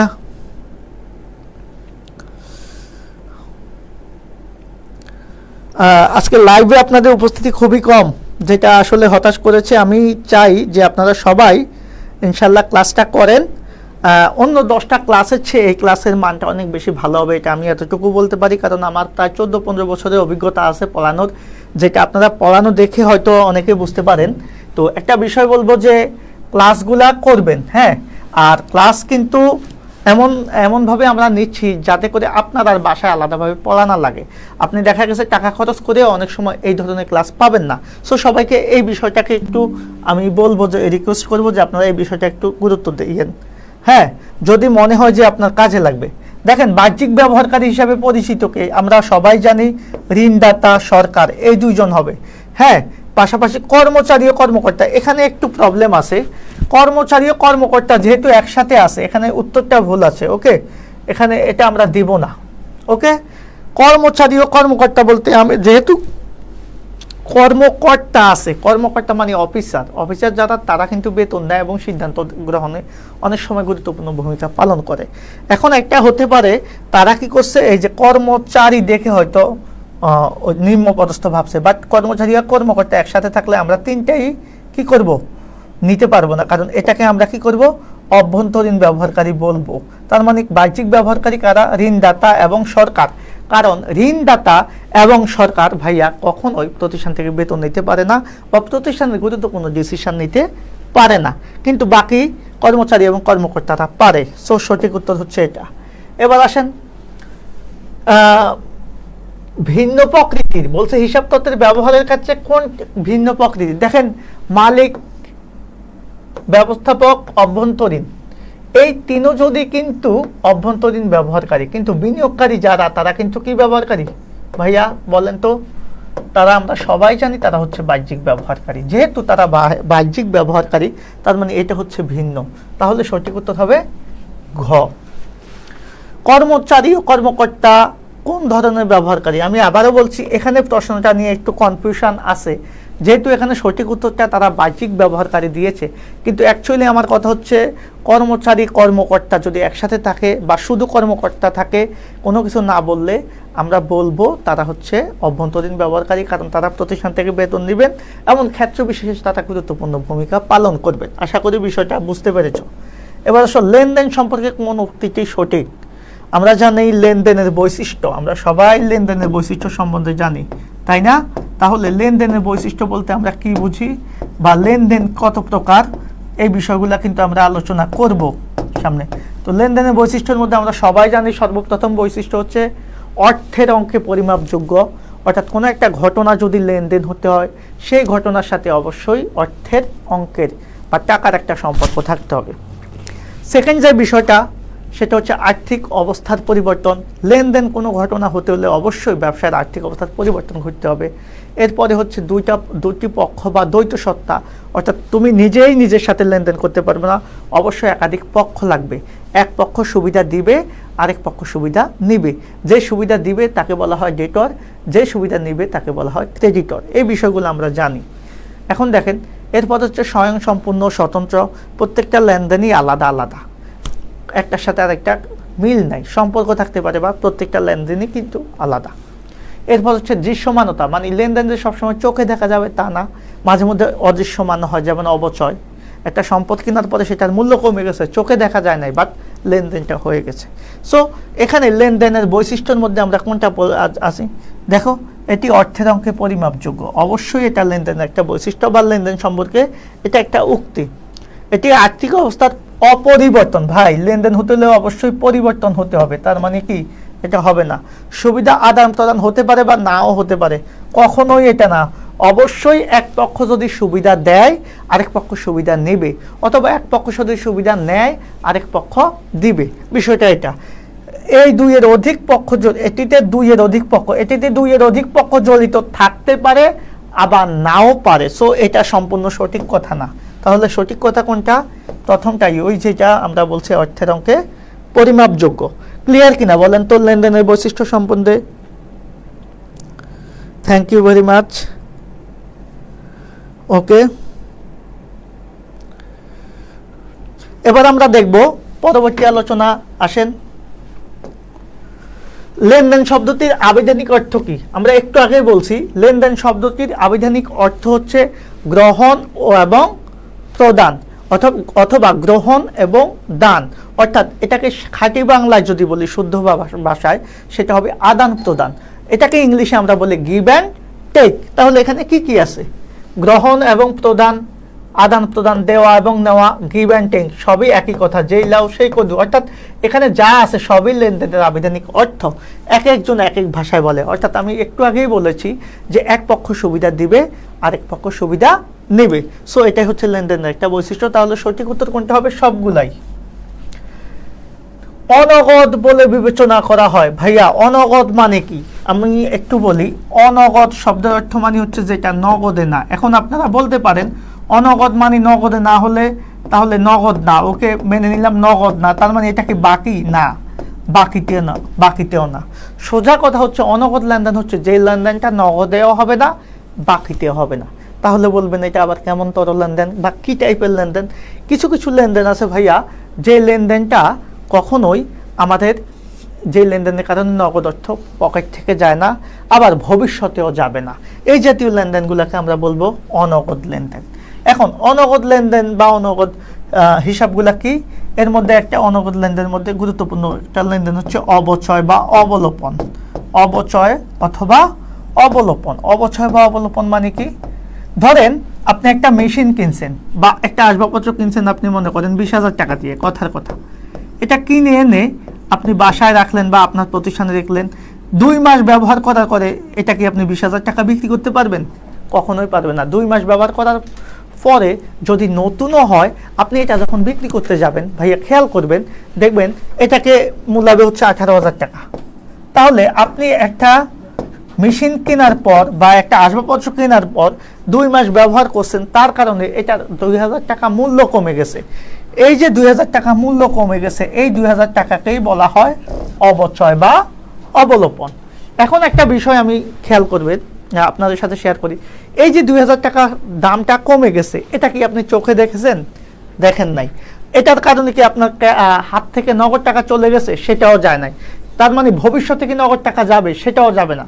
তার মানে হচ্ছে যে লেনদেনের কারণে বর্তমানে নগদ অর্থ যায় না এবং ভবিষ্যতেও যাবে না, এবং যেটা বাকিতেও হয় নাই কিন্তু লেনদেনটা হয়ে গেছে, চোখে দেখা যাবে না, জাস্ট অনুভব করা যাবে, সেই লেনদেনগুলোকে বলা হয় অনগদ লেনদেন। আর এই অনগদ লেনদেনের মধ্যে গুরুত্বপূর্ণ একটা লেনদেন হচ্ছে কি? অবচয় বা অবলোপন, সম্পদ বিক্রয়জনিত ক্ষতি, এই জাতীয় লেনদেনগুলো। ক্লিয়ার? তাহলে এখানে সঠিক উত্তর কি হবে? অলরেডি আপনারা জেনে গেছেন, অবচয়। এবার আসেন আমাদের পরবর্তী যে প্রশ্নটা, লেনদেনের বৈশিষ্ট্যর সাথে সামঞ্জস্যপূর্ণ হলো কোনটা? খেয়াল করেন, লেনদেনের বৈশিষ্ট্যর সাথে সামঞ্জস্যপূর্ণ কোনটা? লেনদেন হতে হলে কি করতে হবে? একটু আগেই আমি বলেছি সবগুলা বৈশিষ্ট্য, আপনারা এখন মিলিয়ে নেন। অবশ্যই দেখবেন আর্থিক অবস্থার পরিবর্তন, অর্থের অঙ্কে পরিমাপযোগ্য, দৃশ্যমান ও অদৃশ্যমান, এই 3টা জিনিসই কিন্তু থাকবে। সো সঠিক উত্তর কি হবে? আপনারা বুঝতেই পেরেছেন, সবগুলাই হবে সঠিক উত্তর, অর্থাৎ 1, 2 এবং 3। কারণ এটা নিয়ে আলোচনা করেছি। কোনটি লেনদেনের বৈশিষ্ট্য নয়? আপনারাই বলেন কোনটা লেনদেনের বৈশিষ্ট্য নয়? আমরা বলছি যে অর্থের অঙ্কে পরিমাপযোগ্য, আর্থিক অবস্থার পরিবর্তন, দ্বৈত সত্তা বা দুটি পক্ষ, দৃশ্যমানতা, এই জাতীয় জিনিসগুলো হচ্ছে আমাদের লেনদেনের বৈশিষ্ট্য। সো এটাও লেনদেনের বৈশিষ্ট্য। অদৃশ্যমান লেনদেন, এটাও লেনদেনের বৈশিষ্ট্য। স্বয়ং সম্পূর্ণ ও স্বতন্ত্র, এটাও লেনদেনের বৈশিষ্ট্য। তার মানে লেনদেনের বৈশিষ্ট্য নাকি ব্যয় নিয়ন্ত্রণ। ব্যয় নিয়ন্ত্রণটা হচ্ছে মূলত উৎপাদন ব্যয়ের একটা উদ্দেশ্য, উৎপাদন ব্যয় বিবরণ দিয়ে একটা উদ্দেশ্য। যখন আমরা ওই অধ্যায়টা পড়বো তখন এই বিষয়টা নিয়ে আমরা আলোচনা করব। তাহলে সঠিক উত্তর কোনটা হবে? লেনদেনের বৈশিষ্ট্য নয়, কোনটি? অবশ্যই ব্যয় নিয়ন্ত্রণ, কারণ ব্যয় নিয়ন্ত্রণটা হচ্ছে মূলত উৎপাদন ব্যয়ের মূল উদ্দেশ্য। ওকে, এবার আসেন, প্রত্যেকটা লেনদেন পরিমাপযোগ্য কিসে? লেনদেন হতে হলে অবশ্যই আমরা জানি যে সেটা কি হতে হয়, অর্থের অঙ্কে পরিমাপযোগ্য হতে হয়। আর অর্থের অঙ্কে পরিমাপযোগ্য মানে হচ্ছে সেটাকে টাকায় মূল্যায়িত হতে হবে। তো সঠিক উত্তর হচ্ছে কি? টাকায়। এবার আসেন আমাদের পরবর্তী প্রশ্ন। লেনদেনের পক্ষ থাকবে দুইটা, দাতা এবং গ্রহীতা। অদৃশ্যমান লেনদেন কোনটা? একটু আগে আমরা আলোচনা করেছি, সেটা আপনারা জানেন, সেটা হচ্ছে অবচয়। সো যেগুলো আলোচনা করেছি সেগুলো জাস্ট আমি অ্যান্সারটা বলে যাব। আপনাদের যদি কোনো সমস্যা থাকে সেটা আপনারা বলবেন। আন্তঃলেনদেন, আন্তঃলেনদেন না, আধুনিক অ্যাকাউন্টিংয়ে এটাকে বলা হয় অন্তঃলেনদেন। ওকে, সনাতন অ্যাকাউন্টিংয়ে এটাকে আন্তঃলেনদেন বলা হলেও বর্তমানে এটাকে কিন্তু অন্তঃলেনদেন বলা হয়। অন্তঃলেনদেন মানে হচ্ছে যে লেনদেনটা প্রতিষ্ঠানের অভ্যন্তরে সংগঠিত হবে এবং যেটার সাথে বাইরের কোনো পক্ষ জড়িত থাকবে না। এখন আপনারাই বলেন যে এখানে যে লেনদেনগুলো, বিজ্ঞাপন দিচ্ছেন, বিজ্ঞাপনের সাথে কি বাইরের একটা পক্ষ জড়িত সম্পর্ক আছে না? বিজ্ঞাপন এজেন্সি যারা বিজ্ঞাপন দিচ্ছে তাদেরকে আপনি টাকা দিতে হচ্ছে। পণ্য ক্রয় করতেছেন কার কাছ থেকে? বাইরের একটা পক্ষ থেকে। পণ্য বিক্রয় করতেছেন কার কাছে? বাইরের একটা পক্ষ। মানে এই তিনটার সাথে কিন্তু বাইরের পক্ষ আছে। কিন্তু অবচয়ের সাথে কি বাইরের কারো কোনো পক্ষ আছে? আপনি সম্পদ কিনলেন, সেটার দাম কমে গেল, এটা আপনার ব্যাপার, হ্যাঁ, আপনার প্রতিষ্ঠানের ব্যাপার। সেজন্য এটাই হবে আন্তঃলেনদেন বা অন্তঃলেনদেন। ক্লিয়ার? এবার আমরা পরবর্তী প্রশ্নে চলে যাব। মাল ক্রয় এবং বিক্রয় প্রামাণ্য দলিল। মাথায় রাখবেন, ধারে মাল ক্রয় এবং বিক্রয়ের জন্য প্রামাণ্য দলিল বা মূল দলিল আমরা বলবো হচ্ছে কি? চালান। কারণ চালানের মাধ্যমে আমরা কি করতে পারি? মূলত মাল ক্রয় এবং বিক্রয়ের কাজটা করতে পারি। তবে এখানে ধারে কথাটা বলা নাই, সেটা থাকলে আরেকটু স্পেসিফিক হতো। কিসের উপর ভিত্তি করে ক্রয় জাবেদা এবং বিক্রয় জাবেদা লেখা হয়? আমরা একটু আগে আলোচনা করেছি, চালানের উপর ভিত্তি করেই ক্রেতা যে জাবেদাটা প্রস্তুত করে সেটাকে আমরা বলবো হচ্ছে ক্রয় জাবেদা। বিক্রেতা যে জাবেদাটা প্রস্তুত করে সেটাকে আমরা বলবো হচ্ছে বিক্রয় জাবেদা। ওকে, তাহলে চালানের উপর ভিত্তি করে মূলত ক্রয় জাবেদা এবং বিক্রয় জাবেদা প্রস্তুত করতে হয়। ভাউচার ক্রয় প্রকার, সবাই আমরা জানি ভাউচার। মাথায় রাখবেন, ভাউচার দুই প্রকার। কি ভাউচার? এটা নিয়ে একটু আমার ক্লাস আছে, এটা একটু দেখে নিতে পারেন। ভাউচার দুই প্রকার, একটা হচ্ছে নগদ ভাউচার, একটু খেয়াল করবেন, নগদ ভাউচার, আর একটা হচ্ছে অনগদ ভাউচার। হ্যাঁ, অনেকে আবার ভাববেন যে ভাউচার শুধু ডেবিট ভাউচার আর ক্রেডিট ভাউচার, তা না। এবার এই নগদ ভাউচার আবার দুই প্রকার, একটা হচ্ছে কি? ডেবিট ভাউচার, আর একটা হচ্ছে ক্রেডিট ভাউচার। ডেবিট ভাউচার হচ্ছে সকল প্রকার নগদ খরচের জন্য আমরা মূলত ডেবিট ভাউচার প্রস্তুত করি, সকল প্রকার নগদ আয়ের জন্য আমরা ক্রেডিট ভাউচার প্রস্তুত করি। তার মানে ভাউচার ক্রয় প্রকার সঠিক উত্তর হচ্ছে দুই প্রকার। অনেকে এটাকে তিন প্রকার বা অন্য মনে করতে পারেন। আর এই নগদ ভাউচার ক্রয় প্রকার সেটাও হবে দুই প্রকার। কি ভাউচার? ডেবিট ভাউচার এবং ক্রেডিট ভাউচার। মনে রাখার সহজ ব্যাপার হচ্ছে ব্যয়গুলা ডেবিট, তার মানে ডেবিট ভাউচারে হচ্ছে সকল ব্যয় আসে, আয় মানে ক্রেডিট, সেজন্য ক্রেডিট ভাউচারে সকল আয় আসে। ওকে, এবার আমরা পরবর্তী আলোচনাতে চলে যাচ্ছি। ব্যবসায়িক লেনদেনের দলিল কোনটা? আমরা সবাই জানি চালান, ভাউচার, ক্যাশ মেমো সবগুলাই ব্যবসায়িক লেনদেনের গুরুত্বপূর্ণ দলিল। সাকিবের নিকট থেকে ভাড়া প্রাপ্তি 2000 টাকা, এই লেনদেনের সাথে এখন বলেন তো, ভাড়া প্রাপ্তি এটা কোন ধরনের লেনদেন? নগদ লেনদেন না? আপনি ভাড়া পেয়েছেন, এটা কি লেনদেন? অবশ্যই নগদ লেনদেন, কারণ আপনি তার কাছ থেকে 2000 টাকা ভাড়া পেয়েছেন। এই ভাড়াটাকে আমরা বলি হচ্ছে উপভাড়া বা ভাড়া প্রাপ্তি। এটা আমার জন্য একটা নগদ কি? আয়। এখন আপনারাই বলেন, এই নগদ যদি আয় হয় তাহলে সেটা কোথায় চলে যায়? অবশ্যই নগদ আয় হচ্ছে ক্রেডিট ভাউচারে চলে যাবে। এখন একটা বিষয় জানেন, এই ক্রেডিট ভাউচারের সাথে আমাদের রসিদের একটা সম্পর্ক আছে। তার মানে হচ্ছে 1 আর 2 হবে এটা সঠিক উত্তর। অনেকে এই বিষয়টা জানেন, আপনি যখন ভাউচার প্রস্তুত করবেন সেই ভাউচারে কিন্তু একটা রসিদ নাম্বার থাকবে। আর যেহেতু টাকাটা আপনি পাচ্ছেন, এখানে বলা আছে সাকিবের কাছ থেকে আপনি ভাড়া পেয়েছেন, সো এটা যেহেতু আপনার জন্য একটা আয় বা নগদ আয়, সেজন্য এটার সাথে আপনার এই যে রসিদের সম্পর্ক প্লাস হচ্ছে ক্রেডিট বাউচারের সম্পর্ক। তাহলে সঠিক উত্তর কি 1 এবং 2। এই প্রশ্নটা কিন্তু খুবই গুরুত্বপূর্ণ, যেটাতে অধিকাংশ স্টুডেন্ট ভুল করে। ওকে, তাহলে এই প্রশ্নটাকে আপনারা একটু ভালোভাবে দেখবেন, যাতে করে আপনারা খুব ইজিলি এটাতে ভুলটা এড়িয়ে যেতে পারেন, কারণ এটাতে অনেক স্টুডেন্ট অনেকবারই ভুল করেছে এই প্রশ্নটাতে। আমি একটু রিকোয়েস্ট করবো সবাইকে, ক্লাস ঠিক আছে কিনা, আপনারা বুঝতে পারতেছেন কিনা, কারো কোনো কনফিউশন আছে কিনা কোনো প্রশ্নে, কারণ আজকের যে ক্লাসটা সেই ক্লাসটা আপনাদের জন্য খুব গুরুত্বপূর্ণ একটা ক্লাস। আমি যে এমসিকিউগুলো এখন পড়িয়ে দিচ্ছি, আমি এতটুকু গ্যারান্টি দিতে পারবো, এই এমসিকিউগুলাই জাস্ট আপনি একবার দেখে যাবেন পরীক্ষার হলে, এখান থেকে আপনি অন্তত না হলেও 5টা প্রশ্ন কমন পাবেন, একবারই কম হলেও 5টা প্রশ্ন কমন পাবেন। ওকে, এবার আমরা পরবর্তী বিষয়ে চলে যাই। পণ্য বিক্রয় এবং আয়ের জন্য ভাউচারকে কি বলে? আমরা তো একটু আগে আলোচনা করেছি, যে কোনো প্রকার নগদ আয়ের জন্য আমরা কি ভাউচার প্রস্তুত করব? Credit voucher. কারণ আয় মানে হচ্ছে ক্রেডিট। অ্যাকাউন্টিং এ আয় বলতে আমরা ক্রেডিটকে বুঝি, ব্যয় বললেই ডেবিটকে বুঝি। সেজন্য সকল প্রকার ব্যয়ের জন্য আমরা ডেবিট ভাউচার প্রস্তুত করি, বা খরচের জন্য ডেবিট ভাউচার, আয় বা প্রাপ্তির জন্য আমরা ক্রেডিট ভাউচার প্রস্তুত করি। সো এটা সঠিক উত্তর হবে ক্রেডিট ভাউচার।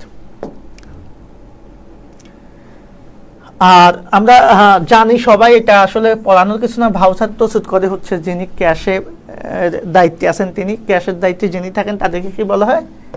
ওনাকে বলা হয় ক্যাশিয়ার। ক্রেডিট নোটের সাহায্যে লেখা হয় কি? আমরা একটা বিষয় আমি আলোচনা করি, সেটা হচ্ছে খেয়াল করবেন, আমাদের মূলত বিশেষ বই বা বিশেষ লেনদেনের যে দলিল, সেই দলিলের মধ্যে একটা হচ্ছে চালান, একটা হচ্ছে ক্যাশ মেমো,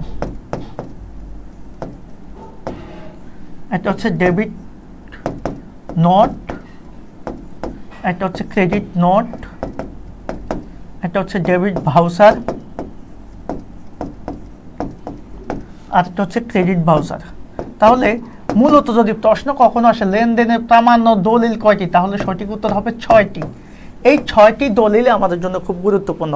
আমি জাস্ট এক লাইন করে বলে যাব প্রত্যেকটা দলিল সম্বন্ধে, জাস্ট আপনারা একটু মাথা রাখবেন। যদিও অনেকে জানেন চালান, মাথা রাখবেন ধারে বা বাকিতে পণ্য ক্রয় বিক্রয়ের সময় আমরা যেই দলিলটা প্রস্তুত করি সেটাকে বলা হয় চালান। তাহলে চালান কার সাথে সম্পর্কিত? ধারে, ক্রয় এবং বিক্রয়ের সাথে সম্পর্কযুক্ত। ওকে, আচ্ছা, চালানের বিষয়টা গেল। এবার আমরা একটু আলোচনা করব হচ্ছে ক্যাশ মেমোর বিষয়টা। ক্যাশ মেমো হচ্ছে ক্রয় আর বিক্রয়ের সাথে জড়িত, তবে সেটা নগদে বিক্রয়ের সাথে জড়িত, এখানে আর কিন্তু ধারে হবে না। ক্যাশ মেমো হচ্ছে শুধুমাত্র নগদে বিক্রয়ের সাথে সম্পর্কযুক্ত, আর চালানটা হচ্ছে কিসের সাথে? ধারে বা বাকিতে। তাহলে বাকিতে ক্রয় বিক্রয়ের সাথে হচ্ছে চালান সম্পর্কযুক্ত, আর ক্যাশ মেমোর সাথে সম্পর্ক হচ্ছে আপনি যখন নগদে বিক্রি করবেন, আপনি যখন কোনো দোকানে যাবেন কোনো কিছু কিনতে, দেখবেন যে অনেক সময় আপনি তার কাছ থেকে মেমো চান, ক্যাশ মেমো সে আপনাকে দিয়ে দেয়। মনে করেন আপনি 5,000 টাকা দিয়ে একটা ফ্যান কিনছেন, সে একটা ক্যাশ মেমো দিয়ে দেয় আপনাকে। তাহলে এই সে যে নগদে বিক্রি করছে সেটার জন্য আপনাকে ক্যাশ মেমোটা প্রদান করে। আর এই বিক্রেতা বা ক্যাশ মেমোটা প্রস্তুত করে কে? প্রশ্নে যদি আসে তাহলে বলা হবে অবশ্যই বিক্রেতা। চালান প্রস্তুত করে বিক্রেতা, তবে সেটা ক্রেতাও প্রস্তুত করে। আর ক্যাশ মেমো অবশ্যই বিক্রেতা প্রস্তুত করে। আর ক্যাশ মেমো বা চালান কয় কপি প্রস্তুত হয়? তাহলে অ্যান্সার হবে 3 কপি। মূল কপিটা ক্রেতাকে দিয়ে দেওয়া হয়, বাকি যে 2টা কপি বা কার্বন কপি, সেই 2টা কপি বিক্রেতার কাছে রাখা হয়। ওকে, এবার আসে ডেবিট নোট কি? মনে করেন আপনি যে বাকিতে বিক্রি করছেন, একটু খেয়াল করেন, মনে করেন আপনি আমার কাছ থেকে 20,000 টাকার মাল কিনে আনছেন। তো 20,000 টাকার মাল কিনে আনার পর আপনার কাছে মনে হয়েছে এখান থেকে 5,000 টাকার মাল আপনার মান অনুসারে হয় নাই, তাহলে আপনি কি সেই মালটা রাখবেন? কখনোই রাখবেন না। তাহলে আপনি যে 20,000 টাকার মাল কিনে এনেছেন, তার মধ্যে 5,000 টাকার মাল আমাকে ফেরত দিয়ে দিয়েছেন। এই যে 5,000 টাকার মাল আপনি কি আমাকে ফেরত দিয়ে দিয়েছেন, সেটার জন্য ক্রেতা। তাহলে এই ফেরতটা কে দিয়েছে? ক্রেতা। তাহলে এখানে এটাকে অ্যাকাউন্টিং এর ভাষায় বলা হয় ক্রয় ফেরত। মানে আপনি বাকিতে মাল কেনার পরে আপনার পছন্দ না হওয়ার কারণে আপনি আবার সেই মালটা, তার কিছু অংশ মাল বিক্রেতাকে ফেরত দিয়েছেন, এটাকে বলা হয় ক্রয় ফেরত। এই ক্রয় ফেরত যে আপনি দিয়েছেন সেটার জন্য বিক্রেতাকে আপনি একটা চিঠি লিখেছেন, সেই চিঠির নামই হচ্ছে ডেবিট নোট। তাহলে ডেবিট নোট মূলত কিসের জন্য লেখা হয়? ক্রয় ফেরতের জন্য। ক্রয় ফেরতের জন্য ক্রয়কৃত পণ্য যদি ফেরত দিতে হয় তখন ডেবিট নোটটা প্রস্তুত করে কে প্রস্তুত করে? অবশ্যই ক্রেতা। কার বরাবর প্রস্তুত করে? বিক্রেতা বরাবর। এবার এই যে আপনি আমাকে 5,000 টাকার মাল ফেরত দিয়েছেন, আমি মনে করেন বিক্রেতা, আপনি ছিলেন ক্রেতা। আমি যে মালটা ফেরত পেয়েছি, ফেরত পাওয়ার পরে আমি আবার সেটার প্রাপ্তি স্বীকার করে আপনার বরাবর একটা চিঠি লিখবো, সেটাকে বলা হয় ক্রেডিট নোট। আর যেহেতু আমার কাছে ফেরত এসেছে, এটা হচ্ছে আমার জন্য কি ফেরত? বিক্রয় ফেরত, কারণ আমি আগে বিক্রয় করেছি, এখন সেটা আমার কাছে ফেরত এসেছে, এটাকে বলা হয় বিক্রয় ফেরত। তাহলে ক্রেডিট নোটের সাথে মূলত হচ্ছে বিক্রয় ফেরতের রিলেশন। ওকে, আর ক্রেডিট নোটটা প্রস্তুত করে কে? অবশ্যই বিক্রেতা। তার মানে আমরা এখানে একটা বিষয় খেয়াল করব, চালান প্রস্তুত করে, এখানেও আমরা বিক্রেতা লিখতে পারবো। ক্যাশ মেমো, এটাও বিক্রেতা। ক্রেডিট নোট, এটাও বিক্রেতা। শুধুমাত্র ডেবিট নোটটা প্রস্তুত করেন হচ্ছে ক্রেতা। ক্লিয়ার? তাহলে এই বিষয়টা খেয়াল করতে হবে। আর এগুলো হচ্ছে ধারে ক্রয় বিক্রয়ের জন্য চালান, নগদে বিক্রয়ের জন্য ক্যাশ মেমো, ধারে ক্রয়কৃত পণ্য ফেরতের জন্য ডেবিট নোট, ধারে বিক্রিকৃত পণ্য ফেরত আসার জন্য হচ্ছে ক্রেডিট নোট। আর ডেবিট বাউচার, ক্রেডিট বাউচার কথা আগেই বলছি, সকল প্রকার নগদ খরচ বা ব্যয়ের জন্য ডেবিট বাউচার, আর আয়ের জন্য হচ্ছে কি? Credit voucher. ওকে, এখন আপনারাই বলেন এই প্রশ্নের উত্তর কি হবে? ক্রেডিট নোটের সাহায্যে কি লেখা হয় বলেন তো? কোন ধরনের বিষয় লেখা হবে ক্রেডিট নোটের সাহায্যে? আমি সবাইকে একটু রিকোয়েস্ট করব, খুব আপনারা একটু কমেন্ট করেন ক্রেডিট নোটের জন্য কি লেখা হয় বলেন তো। ওয়ালাইকুম আসসালাম। হ্যাঁ, যদি আপনাদের ক্লাসটা বুঝে থাকেন তাহলে অবশ্যই অ্যান্সার করতে পারবেন। ক্রেডিট নোটের জন্য কি লেখা হয়? কারণ ক্রেডিট নোটের জন্য আমরা দেখেছি ক্রেডিট নোটকে প্রস্তুত করে বিক্রেতা। কেন? বিক্রয়কৃত পণ্য ফেরত আসলে সেটার প্রাপ্তি স্বীকার করে ক্রেতা বরাবর একটা চিঠি লিখে, যেটাকে বলা হয় ক্রেডিট নোট। সো সঠিক উত্তর হচ্ছে বিক্রয় ফেরত বই। আর কোনটি লেনদেন? খেয়াল করো, বলছে 3,000 টাকার পণ্য সরবরাহের ফরমায়েশ, কোনো কিছুর জন্য ফরমায়েশ পাওয়া যায় বা অর্ডার পাওয়া যায়, সেক্ষেত্রে অবশ্যই মাথায় রাখবেন সেটা কখনো লেনদেন না। আমরা লেনদেন তখন সেটাকেই বলবো যেটার কারণে ব্যবসায়ের আর্থিক অবস্থার পরিবর্তন ঘটবে। আপনি একটা জিনিসের অর্ডার দিয়েছেন বা আদেশ দিয়েছেন, ক্রয় আদেশ দিয়েছেন বা ফরমায়েশ দিয়েছেন, তার মানে এমন না সেটা আপনি কিনে ফেলেছেন। যখন সেটা আপনার সাথে আপনার প্রতিষ্ঠানে আসবে, যখন আপনি কিনে ফেলবেন তখন লেনদেন হবে। তার মানে ফরমায়েশের বিষয়টা লেনদেন হবে না। এবং কোনো কিছু কেনার জন্য বা বিক্রয় করার জন্য আপনি সিদ্ধান্ত গ্রহণ করেছেন, সেটাও লেনদেন হবে না। আবার যদি মাসিক বেতনে কোনো ম্যানেজার বা কর্মী নিয়োগ দেন, সেটাও লেনদেন হবে না। কারণ লেনদেন হতে হলে অবশ্যই অর্থের অঙ্কে পরিমাপযোগ্য, পাশাপাশি অবশ্যই আর্থিক অবস্থার কি হতে হবে? একটা পরিবর্তন ঘটতে হবে।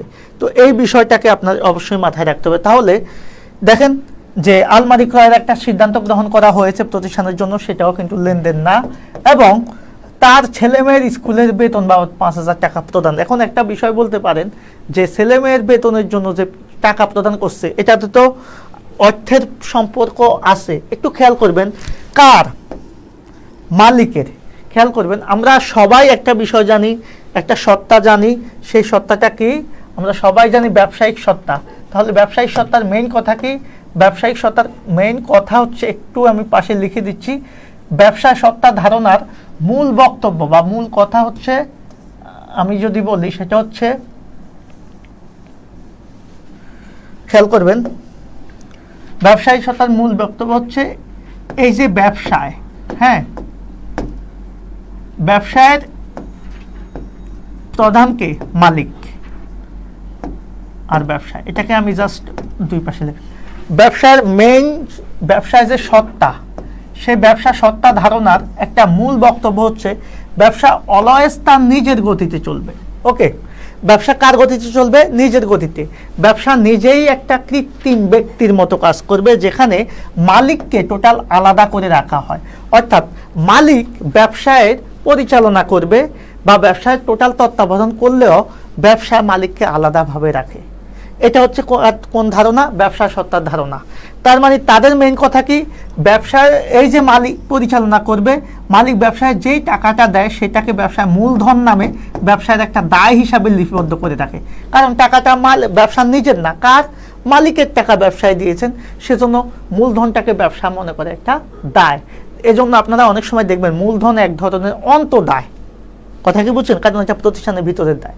আবার মালিক যদি ব্যবসা থেকে তার প্রয়োজনে কোনো সুবিধা নেয় বা কোনো কিছু উঠায় নেয়, সেটাকে উত্তোলন নামে ডেবিট করে রাখে কে, ব্যবসায়।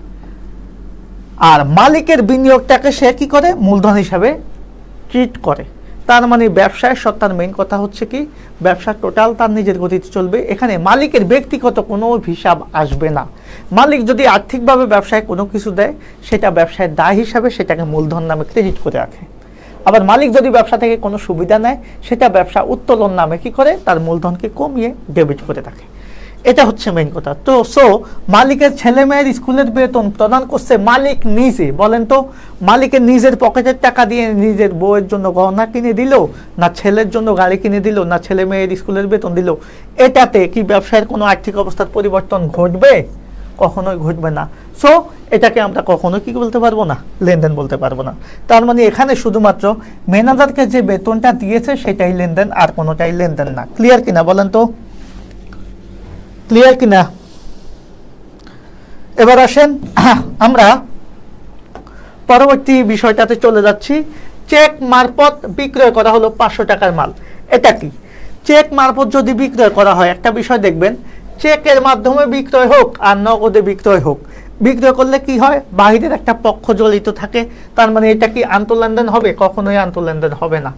আর এই চেক মারফত বিক্রয় হোক আর নগদে বিক্রয় হোক, এটা তো সরাসরি চোখে দেখা যাবে। তার মানে এটা কি ধরনের লেনদেন? অবশ্যই দৃশ্যমান লেনদেন। কারণ অদৃশ্যমান লেনদেন একটু আগে আলোচনা করার সময় আমি বলছি, জাস্ট অল্প কয়েকটা লেনদেন আছে যেগুলো অদৃশ্যমান লেনদেন। এই লেনদেনগুলো ছাড়া বাকি কোনো লেনদেনই অদৃশ্যমান না, বাকি সকল লেনদেনই দৃশ্যমান। পণ্য বিক্রয় করা হয়েছে, এটা দৃশ্যমান লেনদেন। আর এটা তো অবশ্যই বাহিরের সাথে, বাহিরের আরেকটা পক্ষের সাথে রিলেটেড, সেজন্য এটা কি হবে, অবশ্যই দৃশ্যমান লেনদেন প্লাস বহি লেনদেন। তাহলে চেক মারফত পণ্য বিক্রয় এটা আন্তঃলেনদেন হবে না। সঠিক উত্তর কি হবে? 2 আর 3। এবার আসেন ধারে পণ্য ক্রয় 10,000 টাকা। হিসাব সমীকরণে, এখানে বানানটা একটু ভুল আছে, হিসাব সমীকরণে কি ধরনের প্রভাব ফেলবে? আমরা জানি ধারে পণ্য ক্রয়ের জাবেদা আপনারা করেন ক্রয় হিসাব ডেবিট, খেয়াল করবেন ক্রয় হিসাব ডেবিট, আর পাওনাদার বা প্রদেয় হিসাব ক্রেডিট।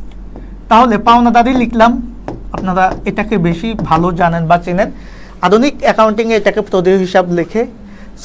একই জিনিস, পাওনাদার আর প্রদেয় হিসাব একই জিনিস। এখন দেখেন ধারে পণ্য ক্রয় করলে আপনার জাবেদা যদি দেন, তাহলে ক্রয় হিসাব ডেবিট আর পাওনাদার ক্রেডিট। আর হিসাব সমীকরণে যদি আপনি 3টা উপাদানের কথা চিন্তা করেন, আমরা জানি এ সমান এল প্লাস ওই। একটু খেয়াল করবেন, এই যে 3টা উপাদান, এই 3টা উপাদানের মধ্যে মাথায় রাখবেন সম্পদের জন্য আপনি প্রভাব পড়বে, যত সম্পদ আছে সকল সম্পদের জন্য আপনি কাকে দায়ী করবেন? একে। যত ধরনের দায় আছে সকল দায় যাবে কার উপর? এল এর উপর। বাকি যেটা থাকবে সবগুলা চলে যাবে কার উপর? ওইর উপর। তাহলে পাওনাদার কি? পাওনাদার মানে হচ্ছে আমরা যেহেতু ধারে পণ্যটা কিনেছি, তারা আমার কাছ থেকে, যার কাছ থেকে কিনেছি বা যে প্রতিষ্ঠানের কাছ থেকে কিনেছি, সে আমার কাছে টাকা পাবে, তার মানে সে একটা দায়। তার মানে এই যে এল এর মধ্যে প্রভাব।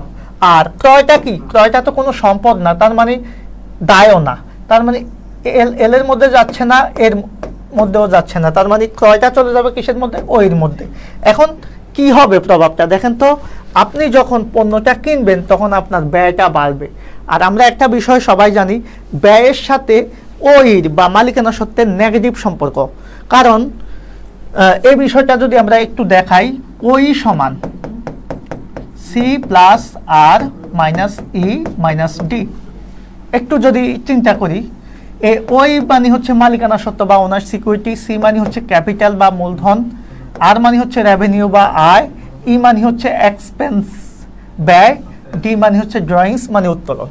এখন দেখেন এই যে মালিকানা সত্ত্ব, অর্থাৎ মালিকের অধিকার বা মালিকের যে পাওনা, সেটাকে আমরা বলি হচ্ছে মালিকানা সত্ত্ব। ব্যবসায়ের যে মূলধনটা হলে মালিকের অধিকারটা বাড়ে, সেজন্য এই মূলধনের সাথে মালিকানা সত্ত্বের পজিটিভ সম্পর্ক। আর ব্যবসায় যদি কোনো আয় হয়, তাও মালিকের অধিকারটা বাড়ে, কারণ লাভটা বাড়বে তার, সেই টাকাটা নিয়ে যাবে, সেজন্য এটাও মালিকানা সত্ত্ব। আবার ব্যবসায় যদি কোনো কারণে ব্যয় হয় বা উত্তোলন হয়, এটা ব্যবসায়ের কি হয়? মালিকানা সত্ত্বকে কমায়। কারণ ব্যয় হলে ব্যবসায়ের আয়টা কম হবে, আয়টা কম হলে মালিকের অধিকারটাও কমে যাবে। সেজন্য এই ব্যয় এবং উত্তোলনের সাথে মালিকানা সত্ত্বের মাইনাস সম্পর্ক মানে নেগেটিভ সম্পর্ক, আর আয় এবং মূলধনের সাথে পজিটিভ সম্পর্ক। সেজন্য এই যে ক্রয়টা ব্যয় হওয়ার কারণে মালিকানা সত্ত্ব কি হয়ে যাবে, কমে যাবে। তাহলে মালিকানা সত্ত্ব কমবে, আর আপনি যে বাকিতে কিনছেন তার জন্য আপনার দায়টা বাড়বে। তাহলে সঠিক উত্তর কি হবে, এল বৃদ্ধি পাবে 10,000 টাকা। ওকে, এ বৃদ্ধি পাবে, এর সাথে এখানে কোনো সম্পর্ক নাই, কারণ এখানে এল এবং ওইর সাথে সম্পর্ক। ওই হ্রাস পাবে 10,000 টাকা, এই যে ওই হ্রাস পাচ্ছে, ওই মাইনাস হচ্ছে আর এল প্লাস হচ্ছে। তাহলে সঠিক উত্তর কি হবে, 1 এবং 3। ক্লিয়ার কিনা আপনারা, এই প্রশ্নটা ক্লিয়ার কিনা?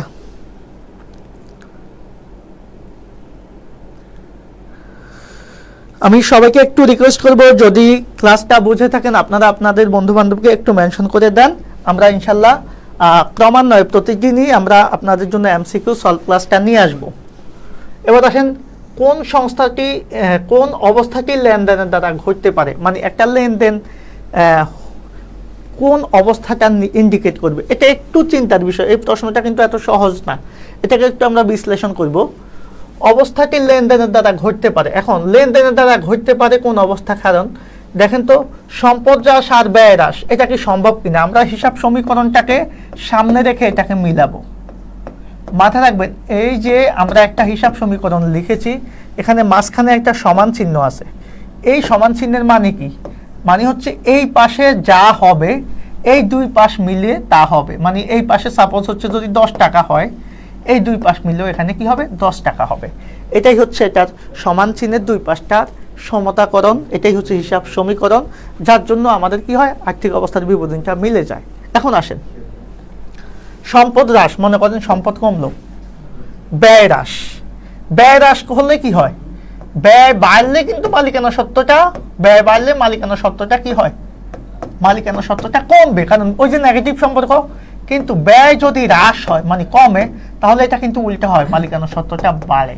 এখন আপনি বলেন তো, সম্পদ কমতেছে কিন্তু মালিকানা সত্ত্ব বাড়তেছে, এটা কি সম্ভব? কারণ তাহলে এই পাশ আর এই পাশ কি মিলবে, মিলবে না। তার মানে এই লেনদেনটা আমাদের হবে না। আপনারা কি বুঝতেছেন? এটা কিন্তু খুবই জটিল আলোচনা, আপনারা যদি না বুঝেন তাহলে অ্যান্সার করতে পারবেন না। সম্পদ হ্রাস, আপনি সম্পদ কমালেন, সমান চিহ্নের যদি এই পাশ কমান, তাহলে অবশ্যই ওই পাশটাকে আপনাকে কমাতে হবে, কারণ আপনার দুই পাশ সমান রাখতে হবে। এখন দেখেন, আপনি এই পাশ কমাইছেন, তার মানে আপনি হয় এই পাশটাকে বাড়াবেন, না হয় ওই পাশ কমাবেন। কিন্তু আপনি যেহেতু এখানে এই বিষয়টা নাই, এখানে কি আছে, শুধু এই পাশটা কম আছে, এই পাশটা কম আছে, একটু খেয়াল করবেন। তাহলে আপনার এই পাশটা কম আছে, এই পাশটা বেশি আছে, এটা হবে না। পরেরটা দেখেন, আয় বৃদ্ধি দায় বৃদ্ধি, মানে এই যে দায় মানে এল, পরেরটাতে আপনার দায় বাড়ছে, আয় বাড়লে মালিকানা সত্ত্ব বাড়ে। ভাইয়া একই পাশে কি দুইবার বাড়বে, যে এই পাশে একবার বাড়তেছে আবার বাড়তেছে, হবে? হবে না, কারণ এক পাশ যদি একবার বাড়ে, সেই একই পাশে ঘটনা ঘটলে সেটাকে অবশ্যই কমাতে হবে, তার মানে এটাও হবে না। এবার আসেন এর পরেরটা, সম্পদ বৃদ্ধি আয় হ্রাস। আপনার সম্পদ মানে এই পাশটা বাড়াইছেন, ওকে, এই পাশটা বাড়ালে কি হবে, এই পাশটাও তো বাড়তে হবে, কিন্তু এখানে এই পাশ কমাচ্ছেন, কারণ আয় হ্রাস পেলে আয়ের সাথে তো পজিটিভ সম্পর্ক, এটাও হ্রাস পাবে। তাহলে আপনি এই পাশ বাড়িয়েছেন, এই পাশ বাড়ান নাই, এই পাশ কমিয়েছেন, তাহলে এটা হবে না। আর একটা থাকলো, সেটা তো হবেই, বুঝে গেছেন। ব্যয় বৃদ্ধি দায় বৃদ্ধি, দেখেন ব্যয় বাড়লে কি হয়, একটু আগে দেখেছি, ব্যয় বাড়লে আমাদের এই মালিকানা সত্ত্বটা কমে, আর দায় বাড়লে এলটা বাড়ে। তার মানে একই পাশে যখন হয়েছে, একটা বেড়েছে আর একটা কমেছে, তার মানে সঠিক উত্তর হচ্ছে এটা, ওই যে পণ্য ক্রয়ের। ক্লিয়ার কিনা?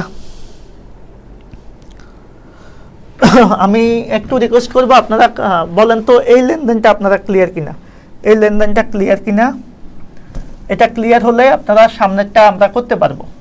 ওকে, এটা একটু জটিল প্রশ্ন ছিল, অনেকে যাদের হিসাব সমীকরণের আইডিয়াটা ক্লিয়ার নাই, তারা হয়তোবা এটাতে একটু প্রবলেম হবে। তবে আমি জাস্ট একটা টেকনিক বলবো, এটা আপনারা মাথায় রাখলে আপনারা সমীকরণটা মিলাতে পারবেন। এখন হিসাব সমীকরণ মিলানোর জন্য আরেকটা বিষয় জরুরি, সেটা হচ্ছে আপনাদের হিসাবগুলাকে চিনতে হবে। তো সেম জিনিস আপনারা জাস্ট একটা জিনিস মাথায় থাকবেন, এই যে মনে করেন সম্পদ দায় মালিকানা সত্ত্ব, আপনার যদি কখনো মাথায় রাখবেন এই পাশে বাড়ান, মনে করেন আপনি সম্পদ বাড়িয়েছেন, তাহলে আপনি কি করতে পারবেন? অবশ্যই এই পাশ কমাতে পারবেন। আচ্ছা, তাহলে ব্যালেন্স কি হয়ে যাবে? একবার বাড়ছে একবার কমছে, 0। আচ্ছা, এই পাশ যদি আপনি না কমান তাহলে অবশ্যই সমান চিহ্নের এই পাশে আপনাকে কমাতে হবে, বাড়াতে হবে, কারণ এই পাশে প্লাস হলে এই পাশেও প্লাস হবে। অর্থাৎ বিপরীত পাশে ঘটলে সেম ঘটনা, অর্থাৎ সমান চিহ্নের যদি দুই পাশে ঘটনা ঘটে সেম, কিন্তু এক পাশে ঘটলে একটা বাড়লে আরেকটা কমবে, অথবা একটা কমলে আরেকটা বাড়বে।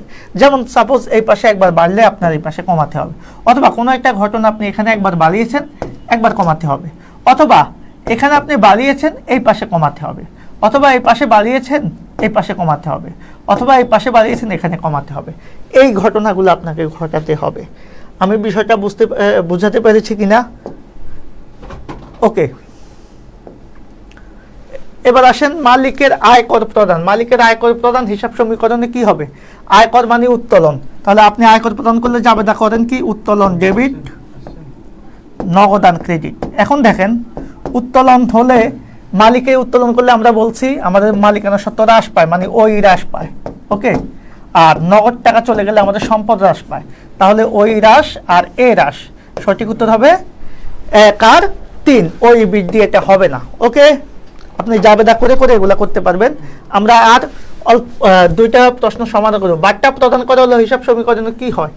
একটা খেয়াল করবেন, বার্তা প্রদত্ত হলো, এখন এটার জন্য অনেকে জাবেদাই জানেন না। প্রদত্ত বার্তার জন্য জাবেদা হবে, বার্তা যদি আপনি দেন তাহলে প্রদত্ত বার্তা ডেবিট, প্রদত্ত বার্তা কি হবে? ডেবিট। আর দেনাদার ক্রেডিট বা প্রাপ্য হিসাব ক্রেডিট, কারণ বার্তাটা আমরা কাকে দিই? আমাদের দেনাদারকে। ওকে, তো আমি যে বিষয়টা আপনাদের সাথে শেয়ার করব, বার্তা প্রদান করলে মানে হচ্ছে ধরেন আপনি আমার কাছে 10,000 টাকা পাবেন, হ্যাঁ, বা আমি আপনার কাছে 10,000 টাকা পাবো। আচ্ছা, আপনাকে দিয়ে আমি বলি আপনি আমার কাছে 10,000 টাকা পাবেন। এখন এই 10,000 টাকার জন্য কি হচ্ছে? এই 10,000 টাকা যখন আমি আদায় করতে যাব তখন আপনার কাছ থেকে মনে করেন আমি 1,000 কম নিলাম, এটাকে বলা হয় বার্তা। তার মানে এই যে আমি আপনাকে বার্তাটা দিলাম, এটার জন্য কি আমি আপনাকে নগদ টাকা দিলাম? না, আমি জাস্ট যা পেয়েছি তার চেয়ে কম নিয়েছি। অর্থাৎ আমার দেনাদার ছিল 10,000, এখন দেনাদার কমে যাবে 1,000, সেজন্য দেনাদার কমে গেলে ক্রেডিট, সেজন্য দেনাদার নামক সম্পদ কমে যাবে। অন্যদিকে এই যে বার্তা আমি আপনাকে দিলাম, আমার ব্যয় বেড়েছে, আর ব্যয় বাড়লে আমরা জানি মালিকানা সত্ত্ব কমে। ওকে, তার মানে আমাদের বার্তা প্রদান করা হলে প্রদত্ত বার্তা ডেবিট, দেনাদার ক্রেডিট। সঠিক উত্তর কি হয়? ওই হ্রাস পায় এবং এও হ্রাস পায়, তাহলে সঠিক উত্তর হচ্ছে এটা। আর 40 নম্বর যে প্রশ্নটা, কুঋণ ধার্য হলে এটা কি ধরনের লেনদেন? আমরা সবাই জানি কুঋণ ধার্য হলো কি লেনদেন? এটা একটা কুঋণ বা দেনাদার যদি হয়, এটা অবশ্যই আমাদের কি লেনদেন বলেন তো? এটা একটা বাহ্যিক লেনদেন হবে, কারণ এটা যে শুধুমাত্র অভ্যন্তরীণ বিষয় সেটা না, কারণ কুঋণ বা দেনাদার কোন পক্ষ? বাইরের পক্ষ, তার মানে এটা কি বাহ্যিক লেনদেন। এবং কুঋণ ধার্য হলে এটা একটা অনগদ লেনদেন, কারণ আপনি দেনাদার কাছ থেকে যে টাকাটা পাইতেন সেই টাকা থেকে কিছু টাকা আপনি মাইনাস করতেছেন, কিন্তু নগদ টাকা আপনার যাচ্ছে না, এর জন্য এটাকে কি বলবো? অনগদ লেনদেন। কিন্তু এই লেনদেনটা দৃশ্যমান, এটা অদৃশ্যমান না। সো সঠিক উত্তর হবে এখানে কি 2 এবং 3।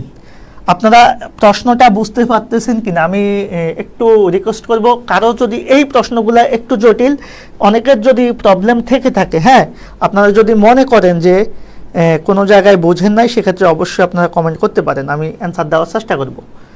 আর যদি মোটামুটি ক্লাসটা আপনারা আরেকবার দেখেন তাহলে আশা করি ক্লিয়ার হয়ে যাবেন। দেখেন, এরপরের যে প্রশ্নটা আছে সেটা হচ্ছে আসবাবপত্রের উপর অবচয় ধার্য হলো 5,000 টাকা। আসবাবপত্রের অবচয় দাদা কারবারে কি হয়?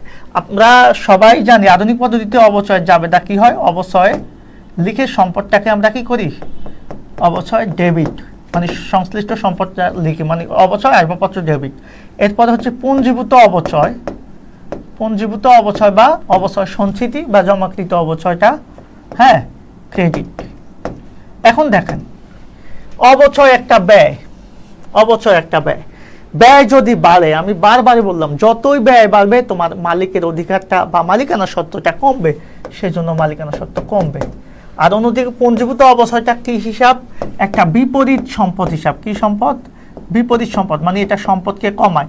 এই যে আপনার আসবাবপত্রের অবচয় হয়েছে, অবশ্যই হওয়ার কারণে আপনার যে আসবাবপত্র আছে সেই আসবাবপত্রের দামটা এখন আগের মতো থাকবে না। মনে করেন আপনার আসবাবপত্রের দাম 10,000, 1,000 টাকা অবচয় হয়ে গেছে, তাহলে আসবাবপত্রের দাম হচ্ছে 9,000 হয়ে যায়। তার মানে পুঞ্জীভূত অবচয়ের কারণে আমাদের সম্পদ কমে। তাহলে সঠিক উত্তর কি হবে? আমাদের অবচয় হলে অবশ্যই সম্পদ হ্রাস পাবে, আর কি হবে? ব্যয় বাড়বে। তাহলে সঠিক উত্তর কি হবে?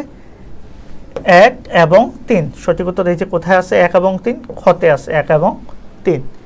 কারবারে মোট সম্পদ থেকে তৃতীয় পক্ষের দাবি বাদ দিলে যেটা থাকে সেটাকে আমরা কি বলি? অবশ্যই বলি মালিকানা সত্ত্ব। কারণ আমরা সবাই জানি যে সম্পদ থেকে দায় বাদ দিলে আমরা কি পাই? মালিকানা সত্ত্ব পাই। আর কারবারের সম্পদ থেকে এই যে দায় মানে হচ্ছে তৃতীয় পক্ষের দাবি। তৃতীয় পক্ষের দাবিকেই আমরা হিসাব বিজ্ঞানের ভাষায় কি বলি? দায় বলে থাকি। সো এটাকে আমরা বলবো হচ্ছে মালিকানা সত্ত্ব বা ওই। তাহলে আজকে আমরা যে 50টা প্রশ্ন এই অধ্যায় থেকে সমাধান করলাম, এই 50টা প্রশ্ন যদি আপনারা মোটামুটি করেন, এই অধ্যায় থেকে আর কোনো প্রশ্ন সমাধান করার লাগবে না, এতটুকু আমি মোটামুটি নিশ্চিত করে বলতে পারি। কারণ এই টাইপের ম্যাথগুলাই আমাদের এই অধ্যায় থেকে আসে। শুরুর দিকে আমরা একেবারে ইজি জিনিসগুলো নিয়ে আলোচনা করেছি, বেসিক। এরপরে আমরা ম্যাথমেটিক্যাল যে প্রবলেমগুলো আছে সেগুলো নিয়ে একটু কথা বলেছি। আজকের ক্লাসটা আমরা এখানেই শেষ করব। তবে আমি একটা বিষয় রিকোয়েস্ট করব, যদি ক্লাস আপনারা কেউ যদি না করে থাকেন, সবাইকে একটু রিকোয়েস্ট করবো, সবাই সবার বন্ধু বান্ধবকে একটু মেনশন করে দেন ক্লাসটা করার জন্য। ক্লাস করার পরে আপনারা অবশ্যই আপনাদের মতামত জানাবেন, ক্লাসটা কেমন লাগলো, কোনো প্রশ্ন আপনাদের অস্পষ্ট আছে কিনা বা কোনো প্রবলেম আছে কিনা সেই বিষয়গুলো নিয়ে কথা বলবেন। আপনারা যদি নিয়মিত ক্লাস চান সেক্ষেত্রে ক্লাসগুলো কন্টিনিউ হবে, আর আপনারা ক্লাস না চাইলে ক্লাসগুলো কন্টিনিউ হবে না। আমরা আগামীকালকে দ্বিতীয় অধ্যায় এবং তৃতীয় অধ্যায়ের এমসিকিউগুলো নিয়ে কথা বলার চেষ্টা করব। তো সে পর্যন্ত সবাই ভালো থাকবেন, দোয়া করবেন, ইনশাল্লাহ কথা হবে আবারও। সবাইকে স্বাগতম এবং শুভেচ্ছা জানিয়ে আজকের ক্লাস এখানেই শেষ করছি। আসসালামু আলাইকুম।